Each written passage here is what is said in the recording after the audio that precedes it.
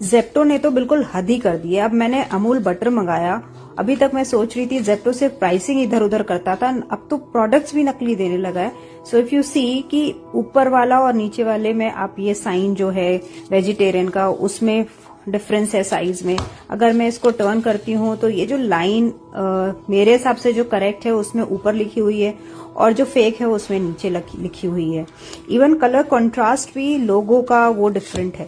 तो if I turn पीछे देखूं तो पीछे भी आप देखोगे कि जो डिटेल्स हैं about the certifications and all, जो रियल वाला है उसमें ऊपर लिखी हुई है और नकली वाले में नीचे लिखी हुई है। इसमें जो आपकी एक्सपायरी एंड एमआरपी है वो साइड में लिखी है, असली वाले में जो है वो बैक पार्ट में ही लिखी हुई है। तो ऐसे बहुत सारे डिफरेंसेस हैं दोनों पैक में। And one major difference is that कि एक में लिखा है E23 पैस्चराइज स्टेबल बटर और दूसरे में लिखा है E14 पैस्चराइज स्टेबल बटर।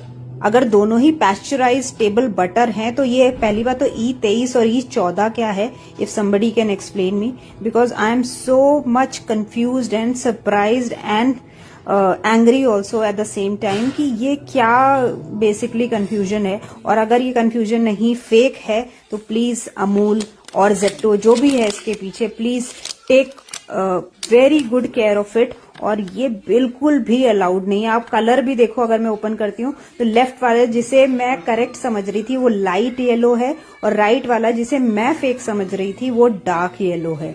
तो अगर मैं टेस्ट की बात करूं तो जिसे मैं फेक समझ रही थी which is the right one, वो फिर भी टेस्ट में बेटर है। लेफ्ट वाला अजीब सा टेस्ट कर रहा है। सो आई एम नॉट श्योर कौन सही कर रहा है कौन नहीं। इवन ये रैपर में आप एड्रेस देखो, यहाँ पे कुछ पालनपुर लिखा है एंड यहाँ पे गांधीनगर लिखा है। अब अमूल तो गांधीनगर को बिलोंग करता है as far as I no.